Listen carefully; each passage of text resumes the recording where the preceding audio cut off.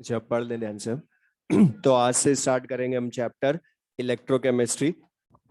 अब ये जो चैप्टर है इलेक्ट्रोकेमिस्ट्री, इसमें हम स्टडी करते हैं, सबको पता है, इसमें हम सेल्स के बारे में स्टडी करते हैं।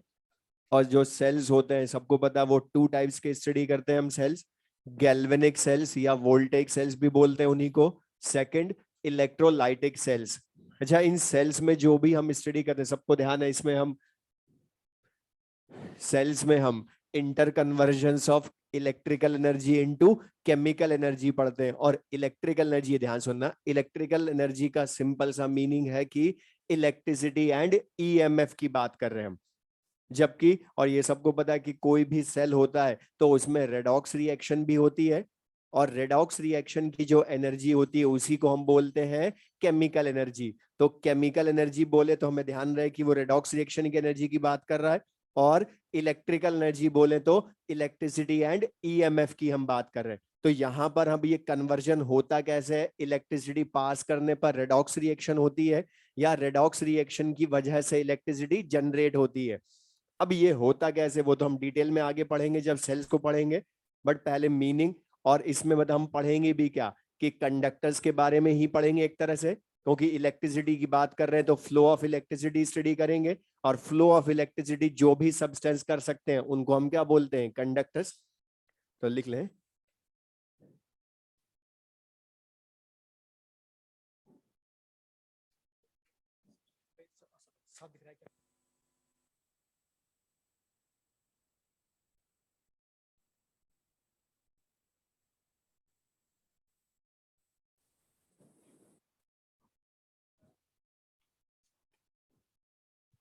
तो सबको आवाज आ रही है? ऑनलाइन वालों को बोल रहा हूँ, ऑनलाइन वालों को पूछ रहा हूँ।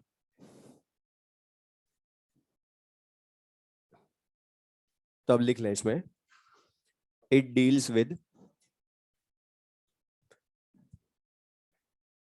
It deals with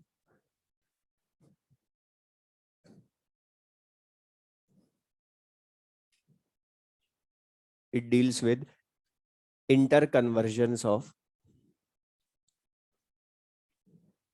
it deals with interconversions of electrical energy and chemical energy. It deals with interconversions of electrical energy and chemical energy. Next point लिख लें,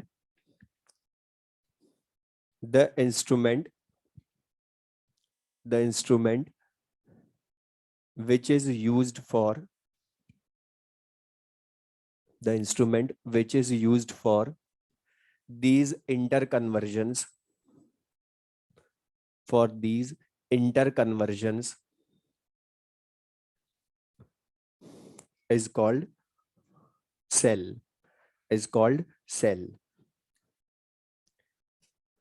तो बता, हम सेल में हम एक तरह से सिंपल से हम बोल दो, हम पढ़ेंगे क्या, कि सेल में रेडॉक्स रिएक्शन होगी इलेक्ट्रिसिटी पास करने पर, या हम एक्सटर्नली इलेक्ट्रिसिटी पास करेंगे। जैसे एग्जांपल में बोलूं इन सब का सिंपल सा, जैसे बता हम मोबाइल बैटरी चार्ज करते हैं, तो बता वो अपने आप चार्ज होती है या हम इलेक्ट्रिसिटी सोर्स से कनेक्ट करते हैं उसको, चार्जर के थ्रू इलेक्ट्रिसिटी सोर्स से कनेक्ट करते हैं, मतलब हम इलेक्ट्रिसिटी पास करते हैं उसमें। तो वहां पर इलेक्ट्रिसिटी पास करते हैं तो बैटरी की जो एनर्जी कम होती है वो बढ़ जाती है। जबकि इसका उल्टा, अगर नॉर्मल पेंसिल सेल को हम, अगर कोई भी नॉर्मल पेंसिल सेल हम लेते हैं, तो बता उसको अगर मैं टीवी रिमोट में लगाता हूं, तो बता वो टीवी रिमोट उसकी वजह से वर्क करता है। लेकिन बता क्या उस टाइम हम उसको खुद इलेक्ट्रिसिटी देते हैं या वो सेल जनरेट करता है? तभी तो बता रिमोट वर्क करता है ना, रिमोट की मशीनरी। मतलब बता वहां पर क्या हो गया, दोनों तरह के प्रोसेस हुए। जब हमने मोबाइल बैटरी चार्ज की तो हमने इलेक्ट्रिसिटी पास की बाहर से, जबकि जब हमने पेंसिल सेल को टीवी रिमोट में लगाया तो वो पेंसिल सेल खुद इलेक्ट्रिसिटी जनरेट कर रहा है। मतलब बता दोनों तरह के सेल्स होते। अब यहां पर लेकिन इन सब में हमें काम की चीज क्या है, कि इलेक्ट्रिसिटी का फ्लो ही हम स्टडी करेंगे। और ये हमें सबको पता है कि जो भी सब्सटेंस इलेक्ट्रिसिटी का फ्लो करते हैं उनको कंडक्टर्स बोलते हो। अब हम इन जनरल, चाहे फिजिक्स हो चाहे केमिस्ट्री हो, हम दो तरह के कंडक्टर्स यूज करते हैं। तो लिख लें, conductors are of two types, conductors are of two types. Board पर से लिख ले एज इट इज, जैसे मैं लिख रहा हूं। अब ये कंडक्टर्स हम दो टाइप के पढ़ते हैं, metallic conductors and second electrolytic conductors.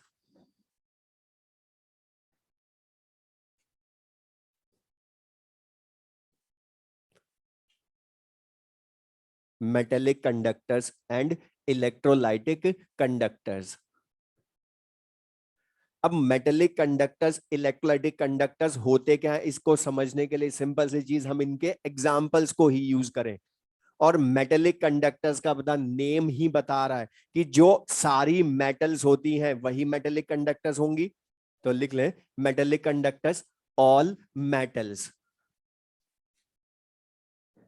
All metals. जबकि इलेक्ट्रोलाइटिक कंडक्टर्स का मीनिंग है इलेक्ट्रोलाइट्स। अब बता, इलेक्ट्रोलाइट्स तो क्या होती है, कंबाइंड टर्म होती है, सबने पढ़ा है कि बता इलेक्ट्रोलाइट कौन होते हैं, जो आयंस में ब्रेक हो सकते हैं। मींस एग्जांपल बोलूं, एसिड बेस सॉल्ट, सबसे ज्यादा यही पढ़ते हो, एसिड H+ आयन देता है, बेस OH आयन देता है, सॉल्ट केटायन आयन में ब्रेक होता है। तो बता यहां पर इलेक्ट्रोलाइटिक कंडक्टर्स का मीनिंग क्या है, aqueous solution of acids bases and salts. तो लिख लें examples, aqueous solution of acids, bases and salts।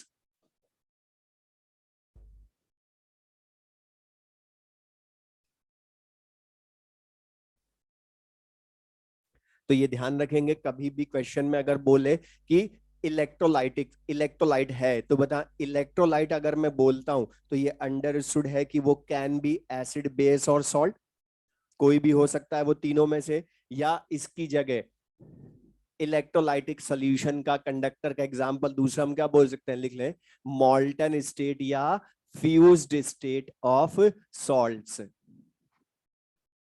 मॉल्टन state या फ्यूज्ड स्टेट ऑफ सॉल्ट्स। अच्छा मैं सबसे पूछूं था, सबने तुमने इनऑर्गेनिक में भी पढ़ते हैं, मतलब कोई भी सॉल्ट जो होता है वो आयनिक क्रिस्टल ही होता है ना, और सॉलिड स्टेट में वो क्रिस्टल फॉर्म में रहता है। जैसे एग्जांपल बोलो NaCl, तो बता उसमें Na+Cl- होते हैं, बट बता वो फ्री टू मूव होते हैं क्या, क्रिस्टल फॉर्म में वो फ्री टू मूव नहीं होते। लेकिन मतलब जब मैं उसको मॉल्टन का मतलब है सिंपल सा मीनिंग मेल्ट करना, melted form.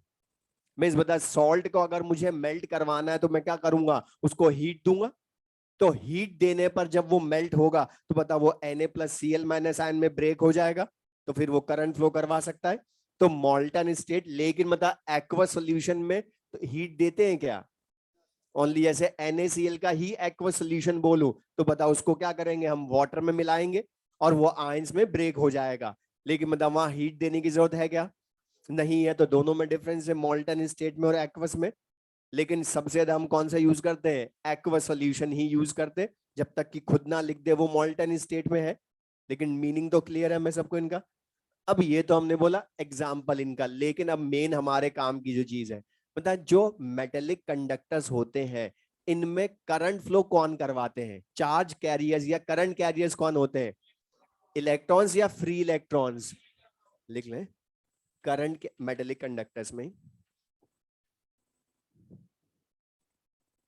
Charge carriers are, charge carriers are free electrons, charge carriers are free electrons।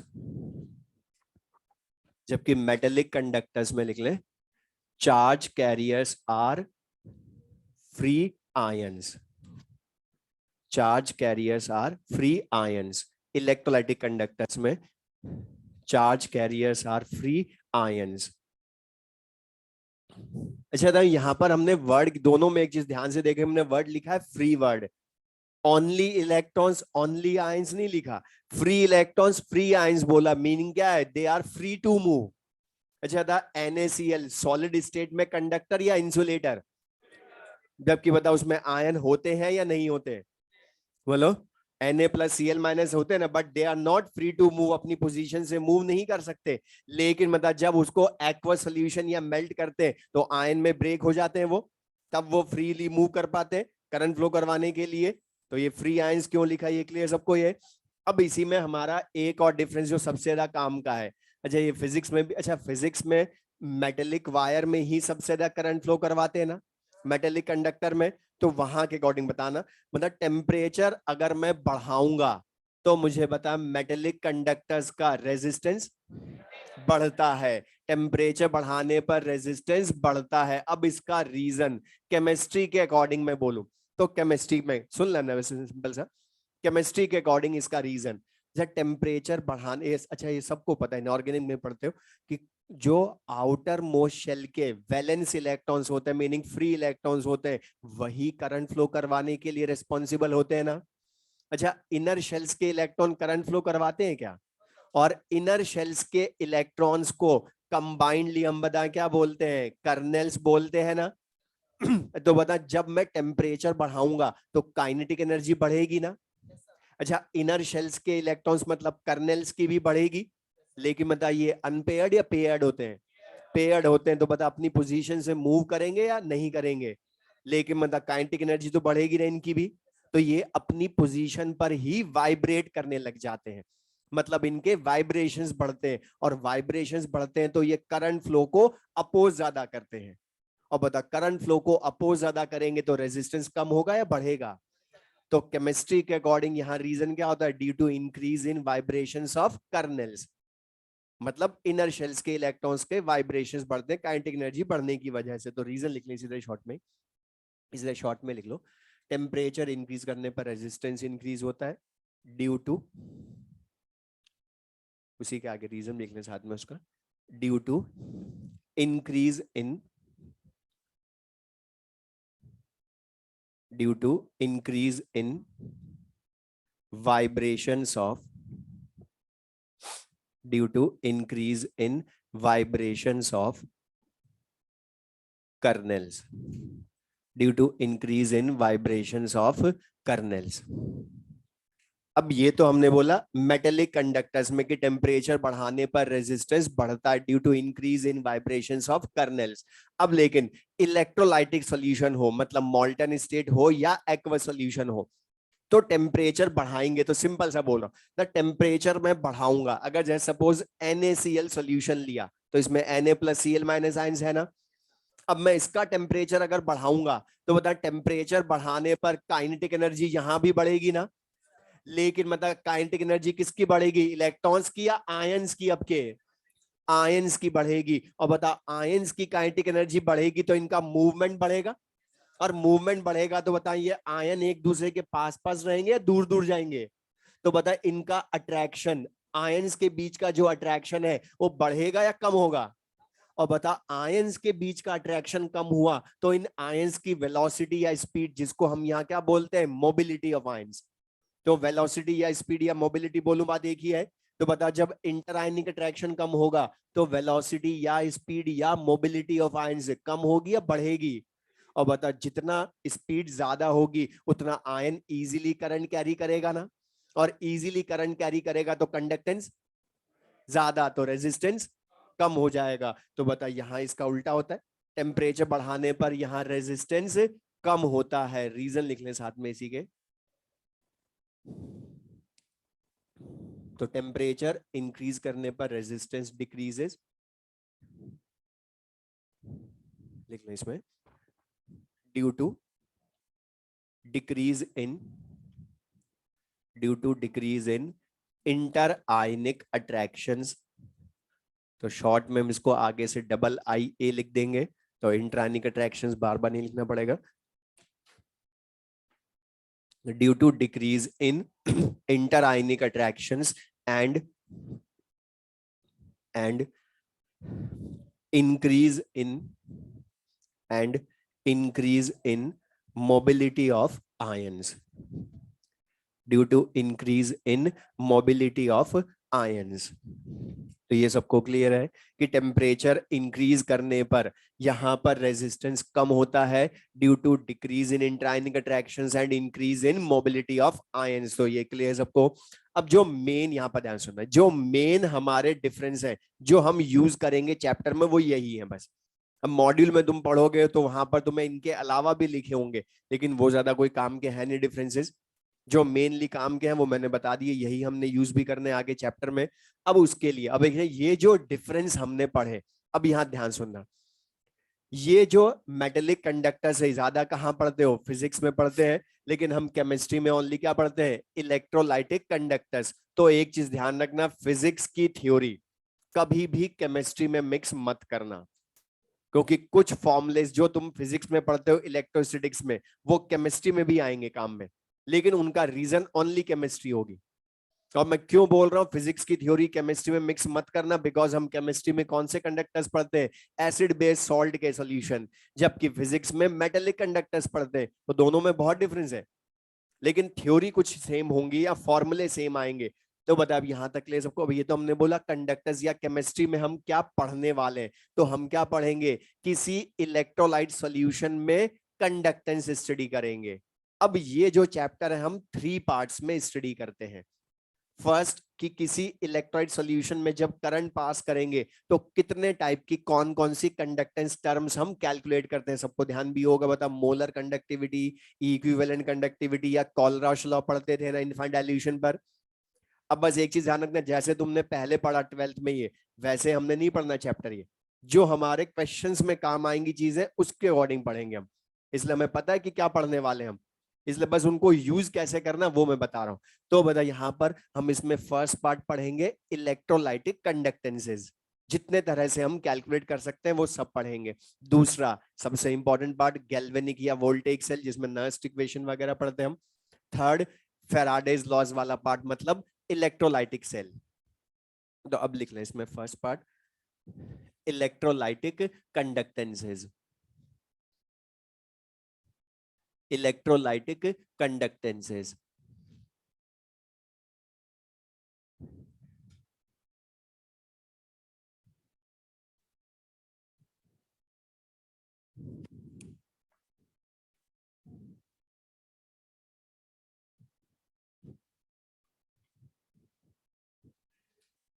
अब इलेक्ट्रोलाइटिक कंडक्टेंसेस इस पार्ट में यहां पर ध्यान से देखना, हमने कंडक्टेंस भी नहीं लिखा, हेडिंग भी क्या लिखी है, इलेक्ट्रोलाइटिक कंडक्टेंसेस। मतलब जितने तरह की कंडक्टेंस टर्म्स हम किसी इलेक्ट्रोलाइट सॉल्यूशन में करंट पास करने पर पढ़ेंगे वो सब यहां स्टडी करेंगे।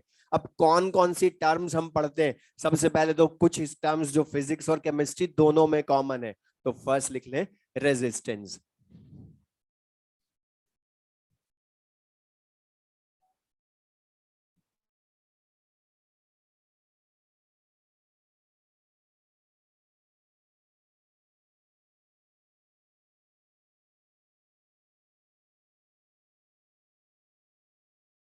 of an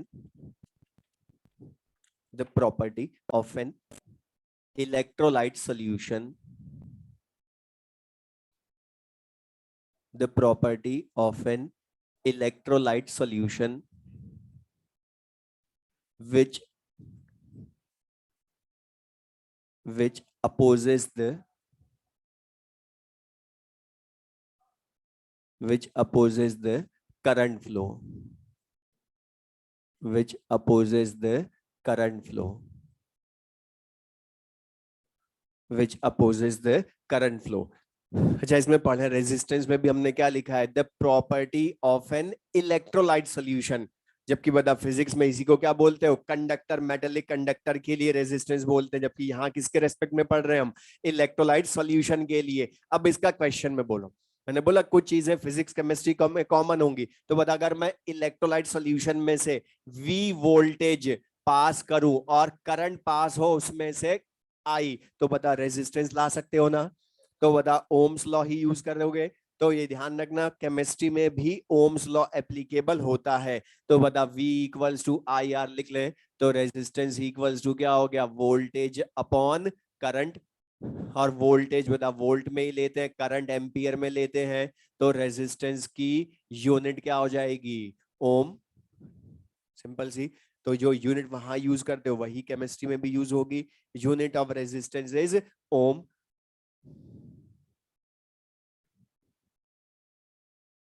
second term conductance, जिसको हम कैपिटल G से रिप्रेजेंट करते हैं।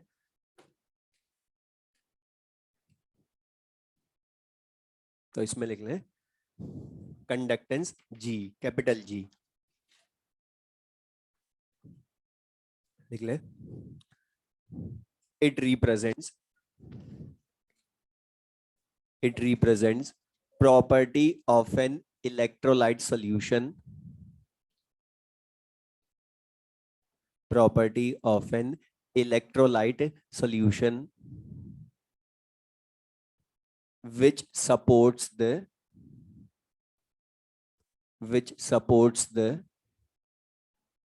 current flow, which supports the current flow। तो बता, मैं इसी डेफिनेशन से क्वेश्चन पूछ रहा हूं डायरेक्ट। मतलब अगर मैं तुम्हें रेजिस्टेंस दे दूं, दोनों की डेफिनेशन पढ़ के बताना। रेजिस्टेंस दे दूं तो बता कंडक्टेंस ला सकते हैं क्या? मतलब कंडक्टेंस क्या है? जो करंट फ्लो को सपोर्ट करती है, जबकि रेजिस्टेंस क्या है? अपोज करता है। मींस बता दोनों एक दूसरे का इनवर्स ही तो है ना। तो यह ध्यान रखना, रेजिस्टेंस ही हमें मोस्टली देगा क्वेश्चन में, कंडक्टेंस तो रेयरली देता है, लेकिन यूज बहुत होगी क्वेश्चन में कंडक्टेंस, लेकिन देगा रेयरली वो। तो बता फिर हमें ही लाना पड़ेगी इसकी वैल्यू। तो क्या लिख सकते हैं? G equals to 1/R। तो सिंपल सा, और डेफिनेशन हमें ध्यान रहता, उसी से यूनिट बनाई हमने, इसकी फॉर्मूला बना लिया, लिख ले। तो G इक्वल्स टू 1/R। तो बताएं इसी से इसकी यूनिट क्या हो जाएगी? रेजिस्टेंस क्या है? ओम। तो क्या हो गई? Ohm inverse. या बता हम साइमंस कैपिटल S भी बोल सकते हैं, या मोह भी लिख सकते हैं हम। तो तीनों में से कोई भी यूनिट हो, मतलब वो रेजिस्टेंस या कंडक्टेंस के लिए हम बता सकते हैं। तो मोह बोले या साइमंस बोले या ओम इनवर्स बोले, बात एक ही है, सबको ये क्लियर है। तो कंडक्टेंस एंड रेजिस्टेंस।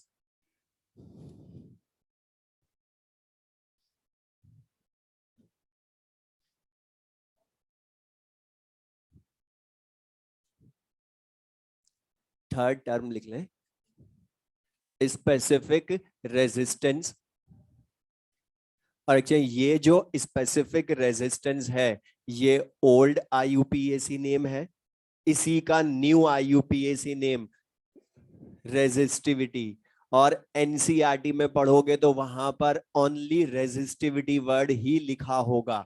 बट मैं बोल रहा हूं रेजिस्टिविटी मिलेगा एनसीईआरटी में, बट इसका ओल्ड IUPAC नेम भी ध्यान रखना, क्योंकि जो रेजिस्टिविटी का मीनिंग होती है थियोटिकल, वो समझाता है इसका ओल्ड IUPAC नेम। और वैसे बता, चाहे ओल्ड IUPAC नेम बोलो चाहे न्यू बोलो, है तो रो का ही नेम वो।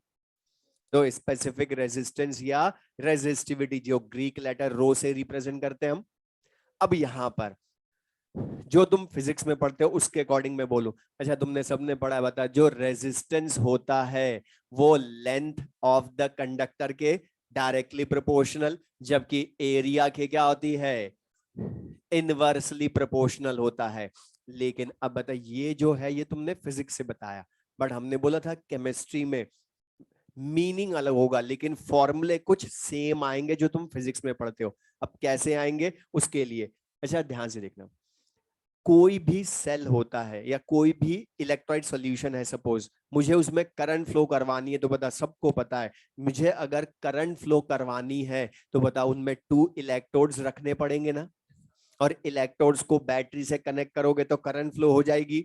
अब यहां पर ध्यान सुनना, किसी इलेक्ट्रोलाइट सॉल्यूशन में करंट फ्लो करवाते कैसे हैं, ये भी हमें क्लियर होना चाहिए।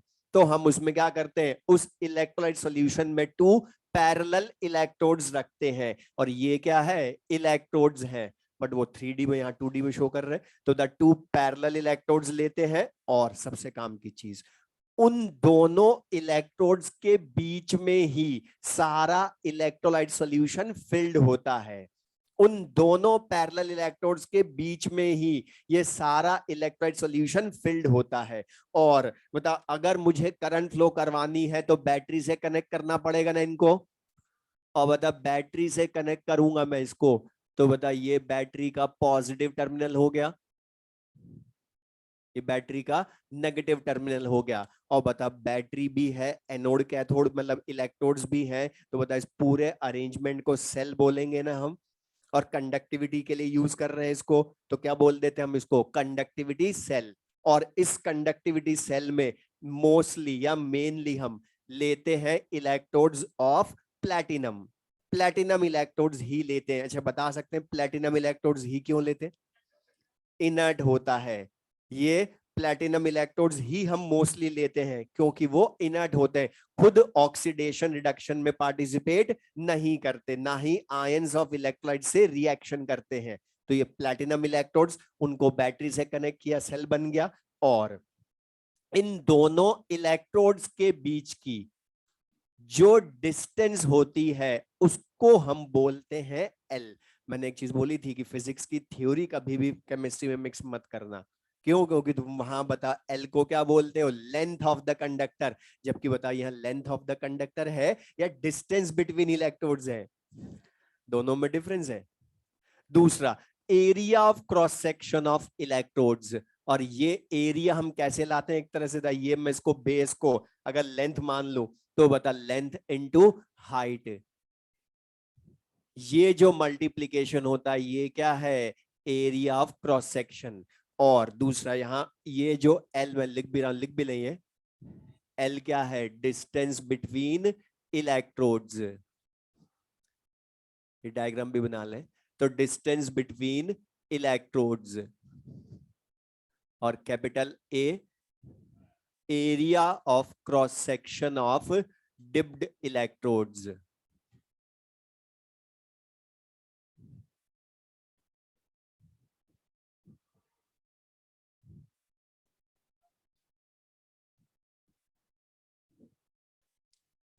तो मुझे बता दें ये जो ए है इधर, ये क्या है, एरिया है या area of cross section of dipped electrodes है, area of cross section of dipped electrodes है ये। और area of cross section of dipped electrodes क्यों मैंने बोला, उसका रीजन, इस पर भी बेस्ड क्वेश्चन मिलेगा जहां इस ए का मीनिंग ही वो यूज करवाएगा।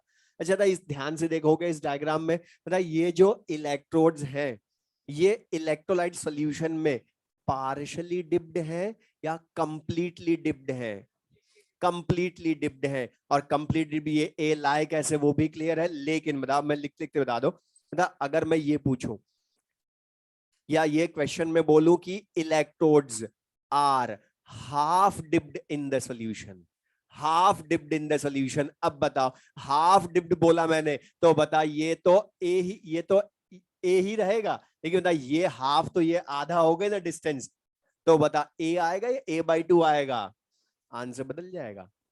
हमने क्यों डिप्ड इलेक्ट्रोड्स का एरिया ऑफ क्रॉस सेक्शन लिखा, वो क्लियर है सबको? अच्छा बता 1/3 बोल दूं तो ए बाई 3, 1/4 बोले तो ए बाई 4, 2/3 बोले तो 2a/3 हो जाएगा। लेकिन ध्यान रखना ये बोले वो स्पेसिफिकली कि हाफ डिप्ड, 1/3 डिप्ड, 1/4 डिप्ड, लेकिन अगर ना बोले तो हम हमेशा कंप्लीटली डिप्ड ही मानेंगे, मतलब ए ही मानेंगे हम। ये क्लियर सबको? ये तो बता एल और ए का मीनिंग क्लियर है यहाँ पर? तो यहां पर भी रेजिस्टेंस एल के directly proportional, area of cross section of dipped electrodes के इनवर्सली प्रोपोर्शनल होता है। या बता कंबाइंडली हम क्या बोल सकते हैं, R proportional to L upon A बोल सकते हैं ना। और बता प्रोपोर्शनलिटी साइन हटाएंगे तो कांस्टेंट आएगा ना, और वही क्या होता है, रो। तो बता R equals to rho into L upon A. अब बता यही फॉर्मूला फिजिक्स में भी पढ़ते हो ना, लेकिन मतलब वहां जो वेरिएबल्स का मीनिंग था उससे केमिस्ट्री में अलग है ना, इसलिए हमने बोला फॉर्मूले सेम आने का मतलब ये नहीं कि फिजिक्स की थ्योरी भी यूज कर रहे हैं हम, वो नहीं करी हमने, बिल्कुल अलग है वो तो फॉर्मूला सेम आ रहा है बस।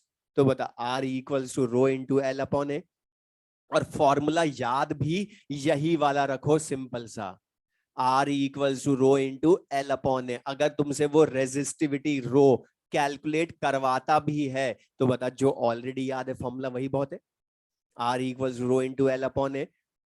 अब इसी में मैं एक क्वेश्चन पूछ रहा हूं, ये ध्यान से बताना, बता अगर मैं तुमसे बोलूं, सुन ले, ये मैं लिखवाऊंगा भी आगे और ये बहुत अच्छे न्यूमेरिकल में भी काम आएगा, थ्योरी का पॉइंट। मतलब मैं अगर बोलूं इस कंडक्टिविटी सेल में, मतलब इलेक्ट्रोड्स के बीच में हमने first time NaCl solution fill किया, सेकंड टाइम NaCl हटाकर KBr सॉल्यूशन फिल कर दिया, थर्ड टाइम KBr हटाकर AgNO3 सॉल्यूशन फिल कर दिया। मतलब बता NaCl फिल किया पहली बार, फिर हटाकर एन KBr फिल किया, फिर हटाकर AgO3 सोल्यूशन फिल कर दिया। अब बताओ मैं चाहे कोई भी सोल्यूशन फिल कर दूं इलेक्ट्रोड्स के बीच में, क्या बताओ L बदलेगी क्या, A बदलेगा क्या? मतलब वो तो डिप्ड इलेक्ट्रोड्स का, उसमें नेचर ऑफ इलेक्ट्रोड का कुछ यूज हो रहा है क्या? तो बता L और A की वैल्यू कभी चेंज होगी फॉर अ सेम सेल या कांस्टेंट? इसीलिए बता L अपॉन A को क्या बोलते हो? बोल दो। सेल कांस्टेंट बोलते हैं ना हम। मतलब for a same cell, cell constant की वैल्यू रिमेन्स कांस्टेंट। और बता नेचर ऑफ इलेक्ट्रोड सॉल्यूशन पर डिपेंडेंट या इंडिपेंडेंट? और इसीलिए बता L अपॉन A को क्या बोलते हैं? सेल कांस्टेंट है। और लिख लें, और इसी का न्यू IUPAC रिप्रेजेंटेशन भी हम क्या लिखते हैं? Capital G star. तो अब मैं एक चीज बोल रहा हूं, क्वेश्चन में अगर सिंबल लिखा हो तो ये ध्यान से पढ़ना कि उसने ओनली कैपिटल G लिखा है या कैपिटल G स्टार लिखा है। होगी बता ओनली कैपिटल G लिखा हुआ तो वो कंडक्टेंस होगी, जबकि बता G स्टार लिखा हुआ तो सेल कांस्टेंट हो जाएगा। और बता जब हम सेल कांस्टेंट को यूज करेंगे तो इसकी यूनिट भी लिखेंगे ना, सेल कांस्टेंट लिखेंगे तो साथ में यूनिट भी लिखेंगे। अब एक चीज ध्यान सुनना, अब केमिस्ट्री में बोल रहा हूं, केमिस्ट्री में हम ज्यादा जो यूज करते हैं यूनिट्स डाटास की, यहां इस चैप्टर में वो मोस्टली यूज करते हैं सेंटीमीटर में। मीटर में कर सकते हैं, जो भी कुछ ने बोला वो करेक्ट है, लेकिन मोस्टली हम यूज करते हैं सेंटीमीटर में। तो बता अगर L की वैल्यू यूनिट में बोलूं सेंटीमीटर, तो बता A क्या होगी? सेंटीमीटर इंटू सेंटीमीटर, मतलब सेंटीमीटर स्क्वायर होगी ना। तो बता सेंटीमीटर अपॉन सेंटीमीटर स्क्वायर, तो क्या यूनिट होगी इसकी? Centimetre inverse. लेकिन बता अगर मीटर अपॉन मीटर स्क्वायर भी लिख सकते हो, अगर मीटर में लूं डाटा तो मीटर अपॉन मीटर स्क्वायर तो क्या हो जाएगी? Metre inverse. तो बता सेंटीमीटर इनवर्स या मीटर इनवर्स, मोस्टली काम आनी है सेंटीमीटर इनवर्स में, लेकिन मीटर इनवर्स में दे दे तब तो फिर उसी में यूज करना, जिस भी यूनिट में डाटा गिवन हो उसके अकॉर्डिंग, लेकिन मोस्टली काम आएगी सेंटीमीटर इनवर्स में।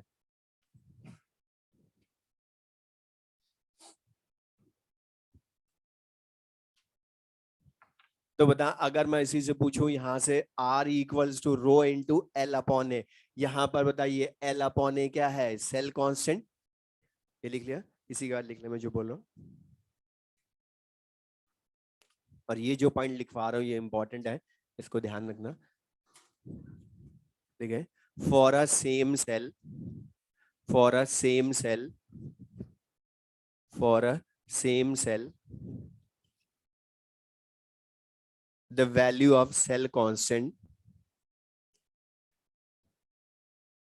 the value of cell constant always remains constant, always remains constant, always remains constant, and is independent of the, and is independent of the nature of, and is independent of the nature of electrolyte solution, nature of electrolyte solution filled in between electrodes, nature of electrolyte solution filled in between electrodes, filled in between electrodes। तो बता जो हमने लिखा हो सबको clear है? तो एक चीज ध्यान रखना, अगर किसी न्यूमेरिकल में ये लिखा हो सेम सेल, तो ये ध्यान सुनना, अगर न्यूमेरिकल में लिखा हो सेम सेल तो उसका मीनिंग उसने तुम्हें बता दिया कि सेल कांस्टेंट की वैल्यू सेम है, G स्टार की वैल्यू सेम है। क्यों? क्योंकि अगर बता इसकी वैल्यू बदल गई तो फिर वो नया सेल बन जाएगा। क्यों? क्योंकि for a same cell L और A की वैल्यू बदल नहीं सकती, अगर बदल दिया हमने तो वो न्यू सेल बोल देंगे हम फिर। इसलिए सेम सेल जब भी बोले न्यूमेरिकल में हमें याद आना चाहिए कि उसने बता दिया कि क्वेश्चन G स्टार कांस्टेंट रखकर सॉल्व होगा। अब वो चेंज नहीं होगा तो बता दें, इसी से रो इस रेजिस्टिविटी जो हम पढ़ रहे हैं हमारा टॉपिक, मतलब जब उसकी वैल्यू फाइंड करेंगे rho equals to R upon L upon A, तो इसकी यूनिट भी होगी ना। तो बता क्या होगी, अब बताओगे रिवाइज होएगा तुम्हारा ही। बता रेजिस्टेंस क्या है, ओम अपॉन सेंटीमीटर इनवर्स, मतलब न्यूमीटर में ले जाएंगे तो क्या हो जाएगी, ओम सेंटीमीटर। या बताएं अगर ओम मीटर इनवर्स में ले लें तो लिख लें, तो बता ओम सेंटीमीटर इन मीटर सेंटीमीटर या ओम मीटर, दोनों में से जो भी हो वो यूज करेंगे। मोस्टली तो सेंटीमीटर वाली ही होगी, लेकिन मीटर में डाटा है तो फिर मीटर में ही यूज करेंगे सब चीजें। अब इसका मीनिंग क्या होता है, जैसे हमने बोला रेजिस्टेंस वो प्रॉपर्टी है जो करंट फ्लो को अपोज करती, थियोरेटिकल मीनिंग इसका। तो वैसे के वैसे अब ये रेजिस्टिविटी रो किसको रिप्रेजेंट करती है वो भी हमें क्लियर हो। तो बता, अगर मैं सबसे पूछूं और जो पूछूं यहां से बताना कि अगर distance between electrodes is 1 centimetre and area of cross section of dipped electrodes is 1 centimetre square, distance between electrodes 1 centimeter and area of cross section of dipped electrodes is 1 centimeter square। तो मुझे बता दें इन दोनों के बीच में, electrodes के बीच में जो सॉल्यूशन फील्ड है इलेक्ट्रोलाइट का, इसका वॉल्यूम क्या होगा। हाँ बोलो, करेक्ट है, क्या होगा बताओ, 1 सेंटीमीटर क्यूब होगा ना। अच्छा ये 1 सेंटीमीटर क्यूब लाए कैसे, ए इंटू एल किया ना। अच्छा ए इंटू एल ही क्यों करा, अच्छा सिंपल सा बोलो, बता मुझे इस रूम का वॉल्यूम लाना है तो इन ऑल द डायरेक्शंस ये कितना स्पेस ऑक्यूपाई कर रहा है वही लाना पड़ेगा ना। तो बता कैसे लाते हो, height into length into width, हर डायरेक्शन में कितना स्पेस ऑक्यूपाई कर रहा है, तो बता वही तो करा तुमने यहाँ भी, ये ए इंटू एल में भी वही किया है, height into length into width ही करा है। बता ये विड्थ हो गए ना एक तरह से, बताइए लेंथ इंटू हाइट ही तो कर रहे हो तुम, और उसमें बता वो ए में आ गई ना दोनों, हाइट और लेंथ, तो बता है तो वही चीज, कुछ अलग नहीं करा हमने, सिंपल सा मीनिंग है। तो बता वॉल्यूम कितना हो गया सॉल्यूशन का, इनके बीच में जो फील्ड है 1 सेंटीमीटर क्यूब सॉल्यूशन। तो बताएं अगर distance between electrodes 1 centimetre, area of cross section of dipped electrodes 1 centimetre square, तो बता रो और आर डिफरेंट या इक्वल, लिख ले। तो बता रो जो है बता वो रेजिस्टेंस ही होता है ना, लेकिन बताओ क्या rho and resistance always equal होते हैं क्या, करेक्ट है, क्यों नहीं होते, कब होते हैं, when distance between electrodes is 1 centimetre and area of cross section of dipped electrodes is 1 centimetre square. या अब बता इतना सारा बोलूं मैं कि distance between electrodes 1 centimetre and area of cross section of dipped electrodes is 1 centimetre square, या short में ये बोल दूं ना, बता 1 सेंटीमीटर क्यूब सॉल्यूशन का जो रेजिस्टेंस होता है वही रेजिस्टिविटी होती है ना, बोलो। इन शॉर्ट हम यही बोले ना, आगे जो ज्यादा यूज करेंगे चैप्टर में वो डेफिनेशन ये यूज करेंगे, लिख ले 1 सेंटीमीटर क्यूब सॉल्यूशन का जो रेजिस्टेंस बता वही रेजिस्टिविटी है।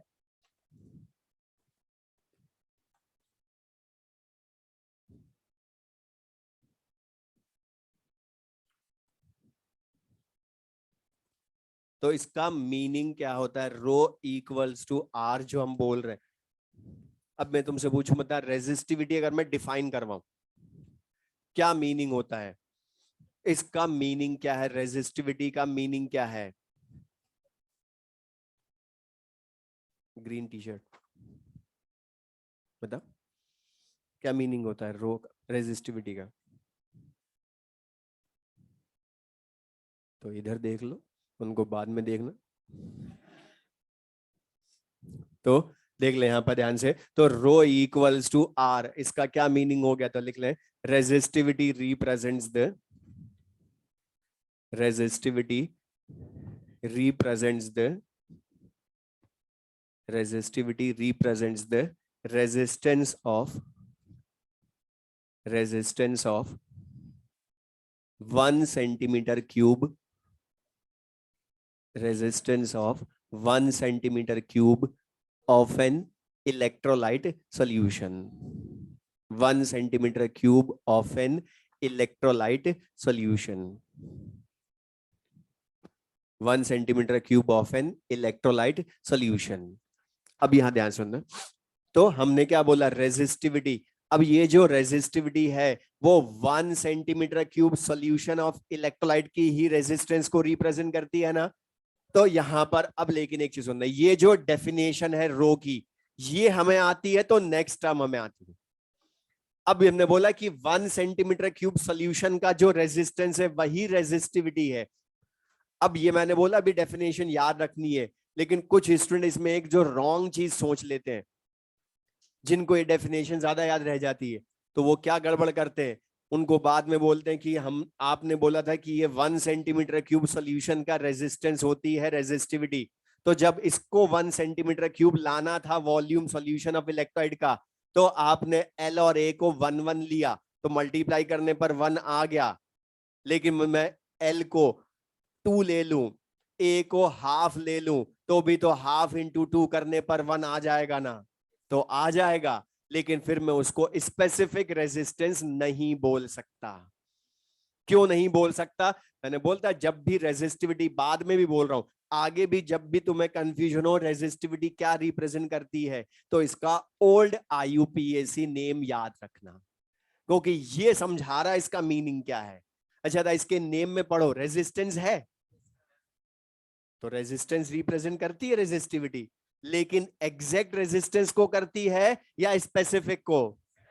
और स्पेसिफिक का मीनिंग होता है, ये सबको ध्यान भी होगा, कि किसी भी पूरी फिजिकल केमिस्ट्री में या कहीं भी किसी भी प्रॉपर्टी के नेम में स्पेसिफिक वर्ड लिखा हो, तो उसका मीनिंग होता है वो प्रॉपर्टी हमने डिफाइन करनी है per unit amount of substance के लिए।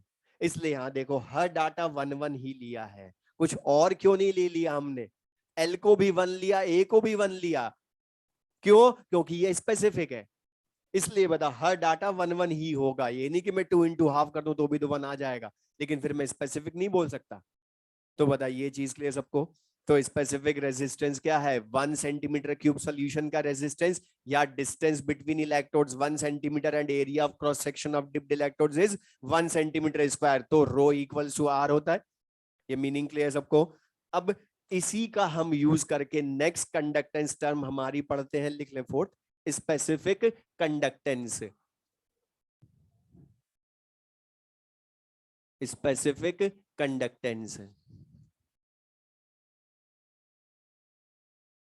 और conductivity, old IUPAC name specific conductance, new IUPAC name conductivity.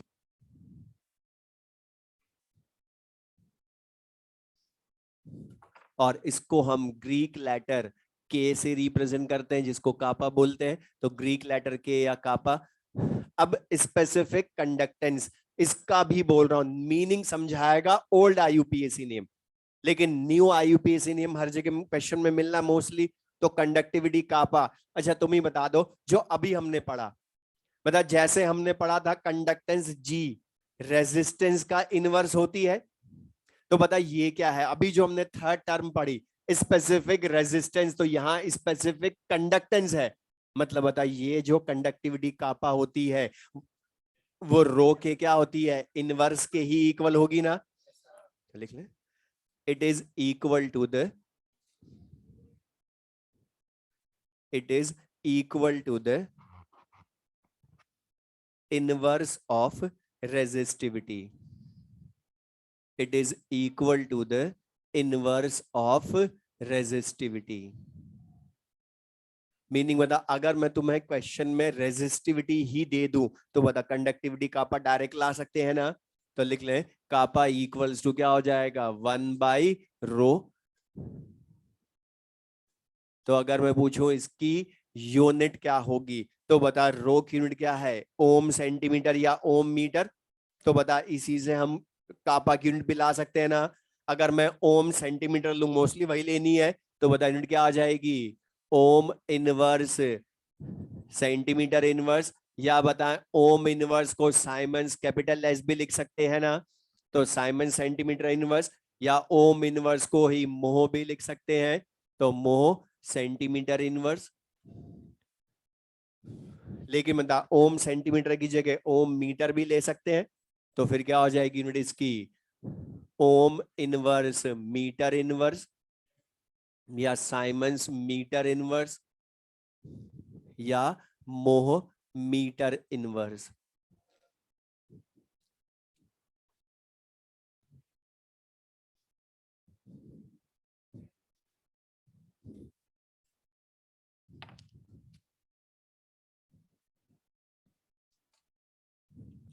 तो ये जो कापा है मतलब ला सकते हैं। अब इसका एक टाइप का न्यूमेरिकल तो बिल्कुल इजी सा कि रेजिस्टिविटी डायरेक्ट दे दे, तो कंडक्टिविटी कापा ला सकते हैं। दूसरा लेकिन मतलब अब ये तो हम तभी यूज कर सकते हैं जब हमें रेजिस्टिविटी दे दे वो खुद क्वेश्चन में, लेकिन मतलब रेजिस्टिविटी ना दे तो फिर हमें फाइंड करनी पड़ेगी ना उसको। और फाइंड करने के लिए हमारे पास एक ही फॉर्मूला रेजिस्टिविटी का, फिर दूसरा R equals to rho into L upon A ही है ना। तो बता यहां से रो की वैल्यू ले आएंगे, लेकिन मतलब हमें रो लाना है या कापा लाना है। तो बता रो हम लाएं क्यों, इसकी जगह बता 1 अपॉन कापा ही लिख देना हम यहां पर, तो लिख लो। और बता रेजिस्टेंस की जगह 1 अपॉन कंडक्टेंस जी भी लिख सकते हैं, और एल अपॉन ए लिख दें या जी स्टार लिख दें, बात एक ही है। अब इसमें क्वेश्चन में सुन ले ध्यान से, सेल कांस्टेंट को न्यूमेरिकल में दो तरह से यूज करवाता है। कैसे करवाएगा, आधे न्यूमेरिकल्स में तो खुद ही हमें सेल कांस्टेंट दे देगा, मतलब जी स्टार की वैल्यू खुद दे देगा, लेकिन आधे न्यूमेरिकल्स में एल और ए देगा। तो बता एल अपॉन ए से हम ले आएंगे फिर, तो दोनों तरह के न्यूमेरिकल कर सकते हैं हम यूज। तो बता यहां से हम कापा इक्वल्स टू क्या लिख देंगे, जी इंटू एल अपॉन ए, या बता जी इंटू जी स्टार लिख सकते हैं, लिख लें। और या बता कंडक्टेंस डायरेक्ट ना दे रेजिस्टेंस दे, तो 1 upon R into G star लिख देंगे, या जी स्टार डायरेक्ट ना दे एल और ए दे, तो 1 upon R into L upon A लिख सकते हैं। तो ये चारों टाइप के फॉर्मुलेज हम बोल सकते हैं। तो कंडक्टिविटी कापा, इसके चार तरह के फॉर्मुलेज हो गए, लेकिन बताइए ये चारों फॉर्मुलेज याद करेंगे क्या। सिंपल सा सबसे इजी वाला ध्यान रखो ना, जी इंटू जी स्टार, बिकॉज बता जी इंटू जी स्टार में अगर जी डायरेक्ट दे दे और जी स्टार भी डायरेक्ट देता तो डायरेक्ट इसी से ले आओ, लेकिन मतलब अगर रेजिस्टेंस दे तो इसी में जी की जगह 1 अपॉन आर रख देना ना, या एल और ए दे तो इसी में एल अपॉन ए रख देना इसकी जगह। तो बता याद रखना, सिंपल सा याद हो जाएगा मैं ये। तो कंडक्टिविटी क्या है, जी इंटू जी स्टार, या 1 upon R into G star, या 1 upon R into L upon A, तो यूज कर सकते हैं हम इसको। अच्छा मैं सबसे पूछ रहा हूँ, मुझे बताना यहाँ पर लिख लिख के बता दो, ये जो कंडक्टिविटी है ये रिप्रेजेंट किसको करती है, वो भी हमें पता होना चाहिए। तो अब तुम ही बता दो, इसका ओल्ड आईयूपीएसी नेम पढ़ो फिर से, क्या है। स्पेसिफिक मतलब हर डाटा फिर से कितना लूंगा, 1 1 लूंगा। तो बता अगर डिस्टेंस बिटवीन इलेक्ट्रोड्स 1 सेंटीमीटर हो, area of cross section of dipped electrodes 1 centimetre square हो, तो बता कापा और जी इक्वल या डिफरेंट है, इक्वल, लेकिन ऑलवेज या वन पर यूनिट अमाउंट के लिए। तो बता यहां पर लिख लेंगे,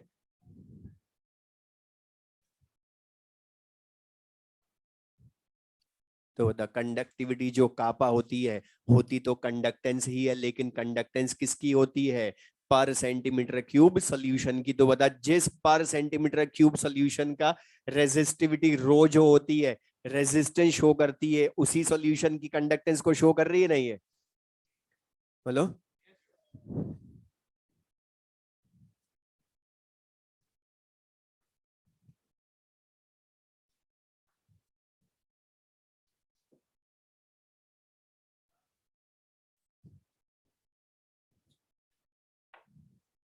तो लिख लें इसी में मीनिंग इसका, कापा equals to ji,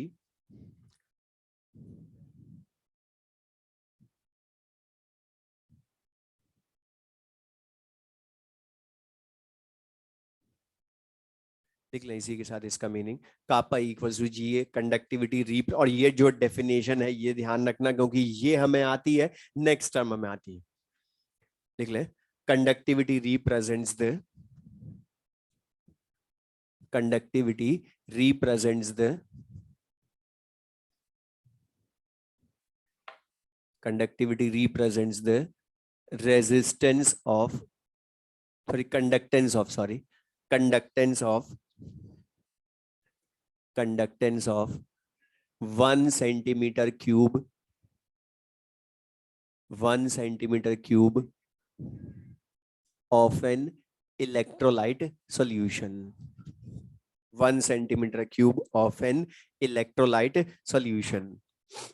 1 centimetre cube of an electrolyte solution. तो बताइए एक तरह से ये कंडक्टिविटी, कापा को मैं शॉर्ट में बोलूं तो ये है क्या, बताए कंडक्टिविटी या कंडक्टेंस ही है, लेकिन क्या है कंडक्टेंस पर सेंटीमीटर क्यूब सोल्यूशन की। तो बता, अगर मैं तुम्हें क्वेश्चन बोल रहा हूं 10 सेंटीमीटर क्यूब सोल्यूशन की कंडक्टेंस गिवन है, तो बता उसको कापा बोलूं क्या? बट बता 10 पार्ट्स में डिवाइड कर दूं तो बोलेंगे फिर तो पर सेंटीमीटर क्यूब हो जाएगी ना। तो बता पर सेंटीमीटर क्यूब सोल्यूशन की जो रेजिस्टेंस होता है वो तो रो होती है, लेकिन पर सेंटीमीटर क्यूब सोल्यूशन की जो कंडक्टेंस होती है वही कापा होती है। लेकिन तुम्हें ध्यान हो सबसे ज्यादा तुम जो कंडक्टिविटी टर्म यूज करते हो पूरे चैप्टर में वो दो यूज करते हैं, molar conductivity and equivalent conductivity. अब उनका मीनिंग क्या है, उन्हीं को कैलकुलेट करना है सबसे ज्यादा तो, लेकिन उनका मीनिंग क्या तो लिख लें। Fifth term molar conductivity, molar conductivity,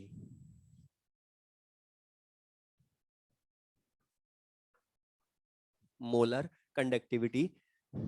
अच्छा यहां पर इसको हम रिप्रेजेंट करते हैं। अच्छा ये जो लिखा है इसका सिंबल जो है ये उल्टा वी है ना, लेकिन इसको ये तो नहीं बोलते कि उल्टा वी एम। तो ये क्या है, ग्रीक लैंग्वेज का लैम्डा, ये ग्रीक लैम्डा है, मींस ग्रीक लैम्डा एम, जबकि वेवलेंथ वाला लैम्डा अलग है। ये क्या है, ग्रीक लैम्डा एम। तो बता ये ग्रीक लैम्डा एम जो है इसका नेम ही हमें बताएगा इसका क्या मीनिंग है। अच्छा था इसका नेम क्या है, मोलर कंडक्टिविटी। इसके नेम को हमें यूज करना आता है, कॉलराश लॉ के न्यूमेरिकल आते हैं।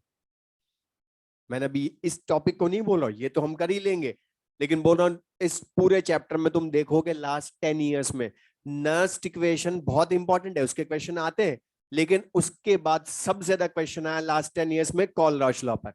और कॉलराश लॉ के क्वेश्चंस बहुत इजी होते हैं, लेकिन उस वो सारी डेफिनेशन पर बेस्ड है। ये हमें आती है तो उसको यूज कर लेंगे हम, इसलिए बता इसके नेम में ही पढ़ो मोलर कंडक्टिविटी मींस इसकी कंडक्टिविटी मींस इसमें फॉर्मूले में कापा यूज होगा ना, और मोलर का मीनिंग 1 मोल्स इलेक्ट्रोलाइट के लिए। अभी तक हमने जो कंडक्टिविटी पढ़ी या सारी कंडक्टेंस टर्म्स पढ़ी वहां हमने कभी भी अमाउंट ऑफ इलेक्ट्रोलाइट को फिक्स किया क्या?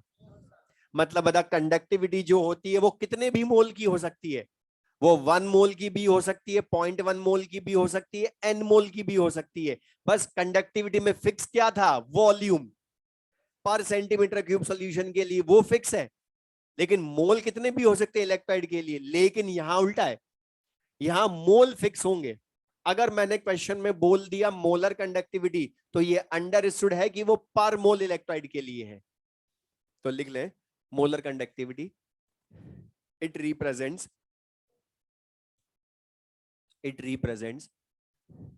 conductance of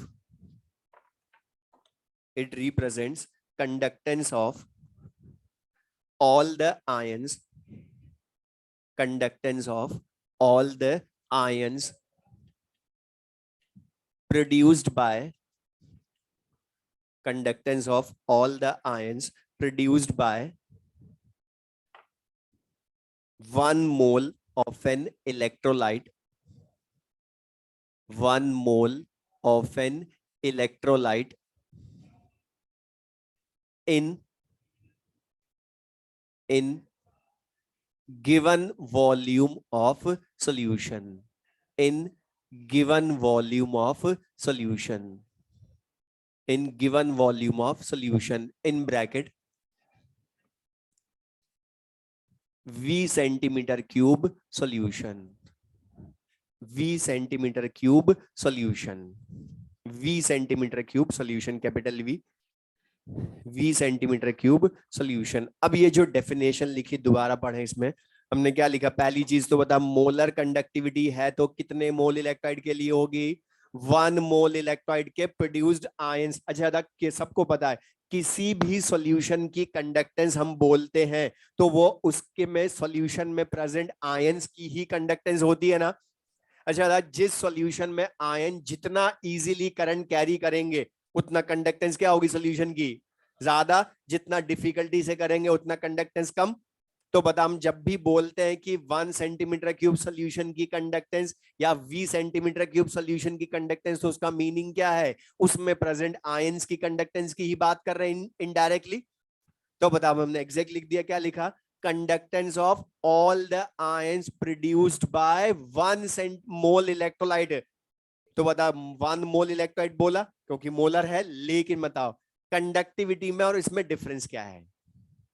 पढ़ के बताओ क्या डिफरेंस है कंडक्टिविटी की डेफिनेशन में और इसमें? 1 मोल के अलावा क्या डिफरेंस है? यहां पढ़ो क्या लिखा है, इन गिवन वॉल्यूम ऑफ सोल्यूशन। वो ब्रैकेट में जो लिखा ना 20 सेंटीमीटर क्यूब, उसका भी मीनिंग समझ में आना चाहिए। जब बता कंडक्टिविटी में तो पर सेंटीमीटर क्यूब मतलब 1 सेंटीमीटर क्यूब सोल्यूशन फिक्स है, लेकिन मोलर कंडक्टिविटी में 20 सेंटीमीटर क्यूब मतलब गिवन वॉल्यूम। अब गिवन वॉल्यूम का मीनिंग सुनना, गिवन वॉल्यूम का मीनिंग है वो 1 सेंटीमीटर क्यूब भी हो सकता है।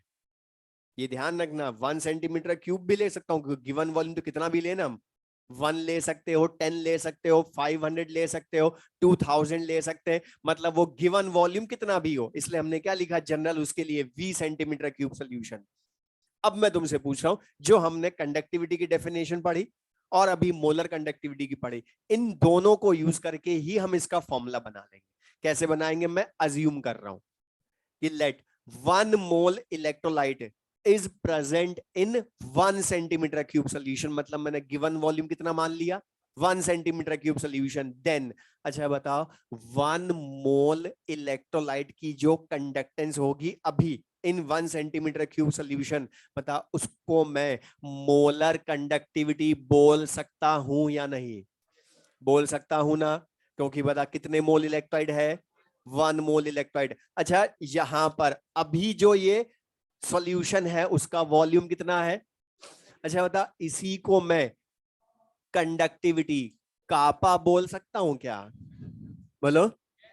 वेरी गुड, क्यों? तो बता 1 सेंटीमीटर क्यूब सोल्यूशन की जो कंडक्टेंस होती है उसको कापा बोल सकता हूं। 1 मोल इलेक्ट्रोलाइट की जो कंडक्टेंस होती है उसको मोलर कंडक्टिविटी बोल सकता हूं। अच्छा, तो ये दोनों अभी है तो सेम सोल्यूशन के लिए ही, और सेम सोल्यूशन के लिए तो बता मोलर कंडक्टिविटी अभी कापा के इक्वल बोल सकता हूं।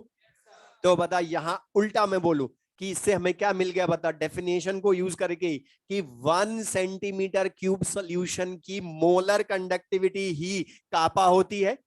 और मोलर मैंने वर्ड यूज कर लिया तो अंडर स्टूड है कि 1 मोल तो आ गया उसमें। तो 1 सेंटीमीटर क्यूब सोल्यूशन की मोलर कंडक्टिविटी कापा है।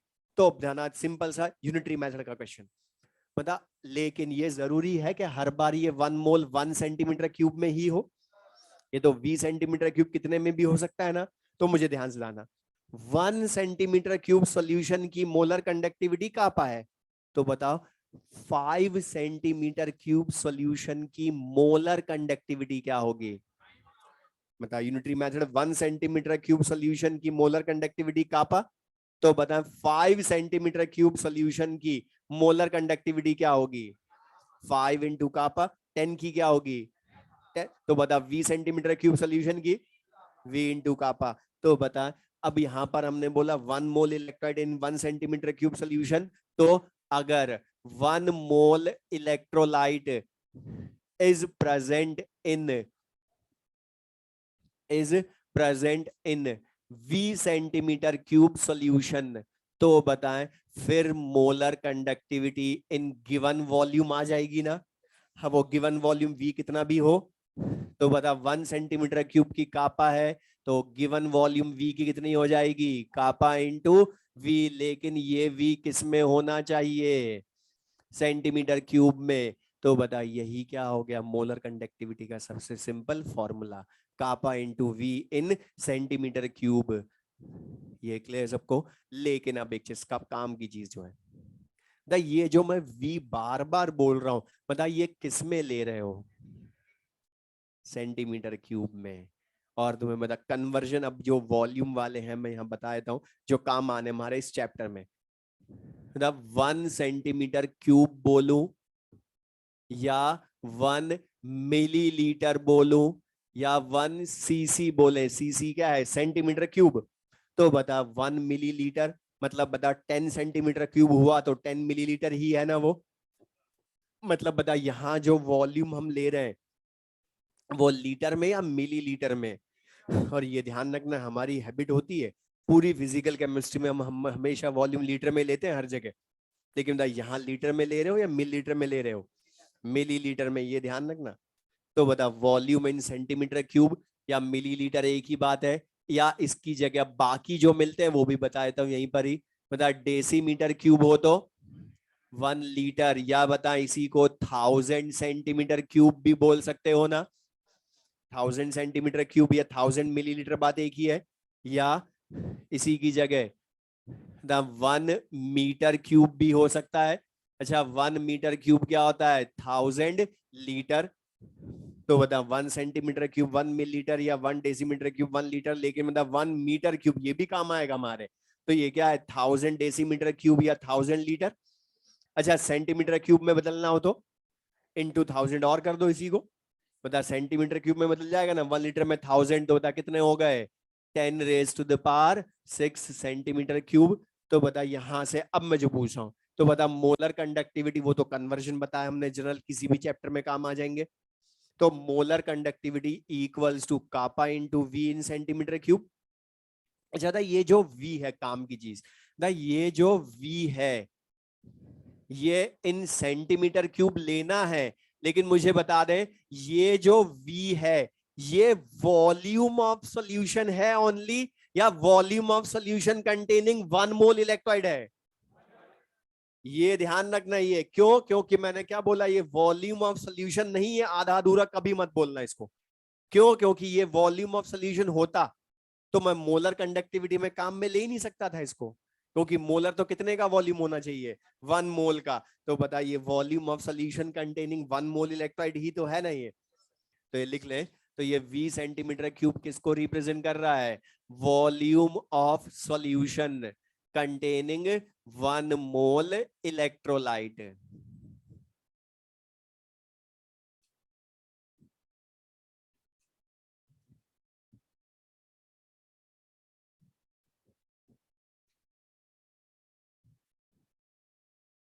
तो volume of solution containing 1 mole electrolyte. तो मुझे एक चीज बता दे, ये जो V है इसको मैं एग्जैक्टली इसकी यूनिट बोलूं, अगर मैं इसकी यूनिट बोलूं तो बता ये V क्या है, ओनली सेंटीमीटर क्यूब या सेंटीमीटर क्यूब पर मोल।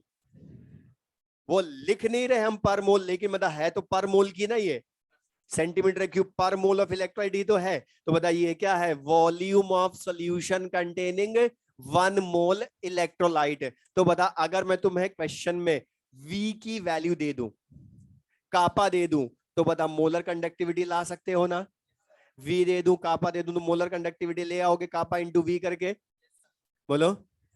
लेकिन ये V जो है ये हमें वो डायरेक्ट क्वेश्चन में रेयरली देता है, ये हमें वो दे दे तब तो बहुत अच्छी बात है, लेकिन देगा रेयरली, मतलब ये हर बार हमें ही लाना पड़ेगा।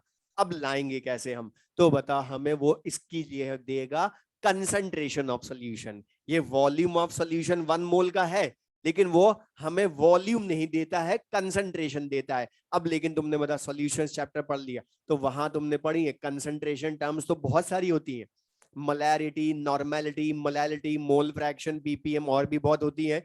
लेकिन अब मुझे बता, सबसे पूछ रहा हूं, मुझे बता दे यहां मुझे वॉल्यूम लाना है, volume of solution containing 1 mole electrolyte लाना है, तो बता मुझे कौन सी कंसंट्रेशन टर्म यूज करें, मोलैरिटी। वेरी गुड, क्यों, क्योंकि बता हमें मोल का वॉल्यूम के साथ रिलेशन लाना है ना, हमें 1 मोल इलेक्ट्रोलाइट का वॉल्यूम मिल जाए उसी को वी बोलूंगा ना मैं। तो बता उसको लाने के लिए हम क्या यूज करते हैं, मोलैरिटी। तो बता मैं कैपिटल M मोलैरिटी ही क्यों यूज करने वाला हूं, ये समझ में आया, बिकॉज हमें मोल का वॉल्यूम लाना है, और मोल का वॉल्यूम लाने के लिए हमें क्या करना पड़ेगा, मोलैरिटी को ही यूज करना पड़ेगा। अच्छा सबको पता है मोलैरिटी की जो भी न्यूमेरिकल वैल्यू होती है वो क्या रिप्रेजेंट करती है, number of moles of solute present in 1 litre solution, moles of solute, और सॉल्यूट यहाँ कौन है, इलेक्ट्रोलाइट, वो एसिड बेस सॉल्ट कोई भी हो सकता है। तो बता, अगर मैं बोलूं किसी सॉल्यूशन की मोलैरिटी 0.5 है तो क्या मीनिंग है? 0.5 mole electrolyte is present in 1 litre solution.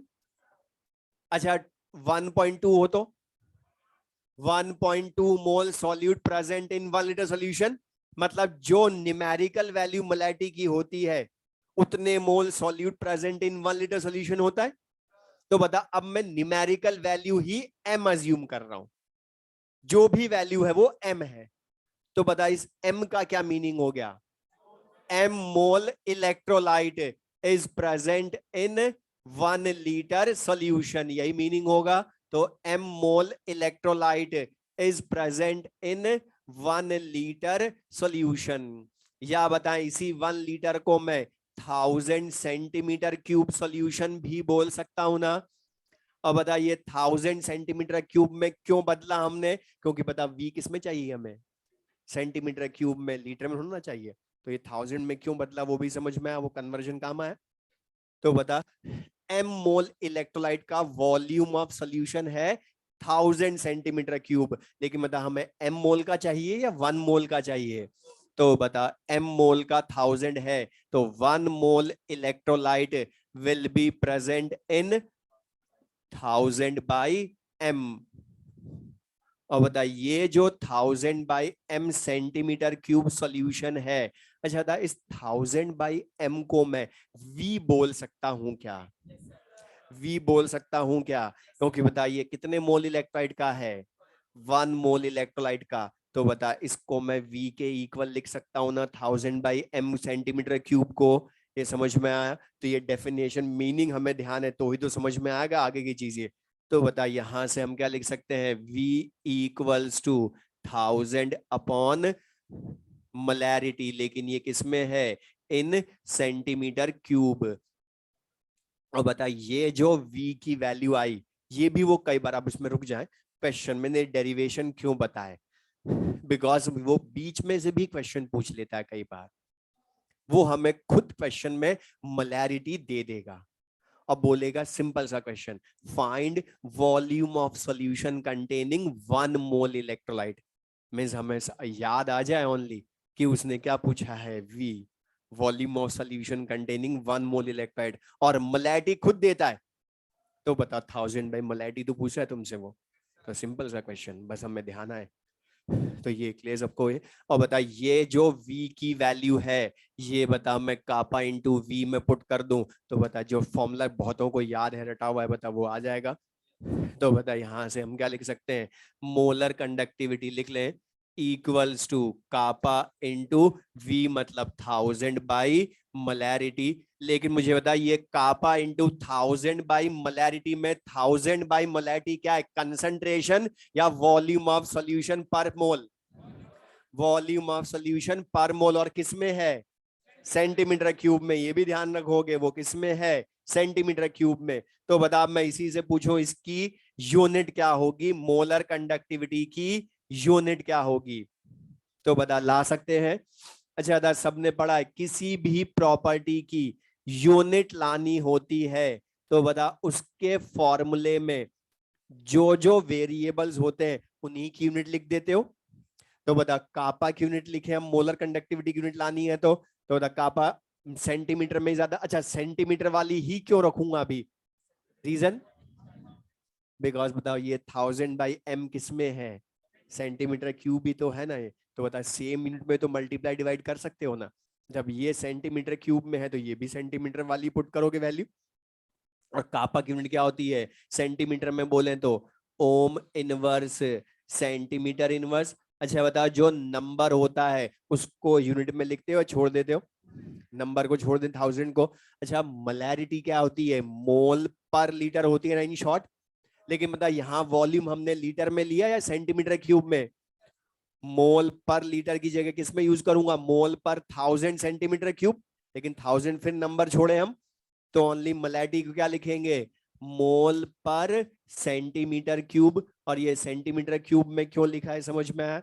वरना मोलैरिटी की यूनिट हर जगह तुम यूज करते हो मोल पर लीटर, लेकिन यहाँ मोल पर 1000 सेंटीमीटर क्यूब है, इसलिए बता मोल पर सेंटीमीटर क्यूब।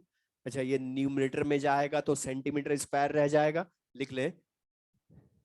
तो यूनिट ऑफ मोलर कंडक्टिविटी क्या हो जाएगी, ohm inverse centimetre square mole inverse. या इसी को बता, हम दूसरा क्या लिख सकते हैं, ओम इनवर्स को साइमंस भी लिख सकते हो, तो siemens centimetre square mole inverse, ये भी लिख सकते हैं हम। या इसी की जगह मोह भी लिख सकते हैं, सेंटीमीटर स्क्वायर मोल इनवर्स। और इसकी यूनिट में भी देखो, बता मोलर कंडक्टिविटी 1 मोल सब्सटेंस के लिए डिफाइंड होती है ना, तो बता इसकी यूनिट में भी देखो मोल इनवर्स आया ना, और मोल इनवर्स का मतलब क्या है, पर मोल, तो पर मोल इलेक्ट्रोलाइट के लिए है तो मोल इनवर्स आना भी चाहिए। तो ये चीज क्लियर सबको। अच्छा, लेकिन मुझे एक चीज बताएं, ये जो यूनिट ऑफ कापा है, ये जरूरी है क्या हर बार हमें ओम इनवर्स सेंटीमीटर इनवर्स ही हो, मीटर में भी तो हो सकती है ना। तो अब ये सुनना ध्यान से, ये भी कुछ क्वेश्चन में काम आएगी।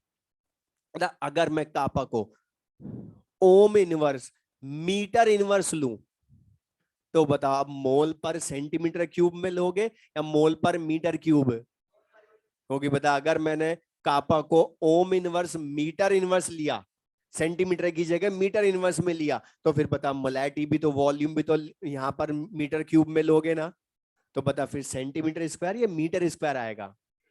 डायरेक्ट लिख दूं ये, बोलो ये समझ में आया, डायरेक्ट लिख दे, हम क्यों लिख रहे हैं, अगर मैंने ये मीटर इनवर्स में लिया तो फिर ये भी मीटर क्यूब में होगा, तो लिख लें।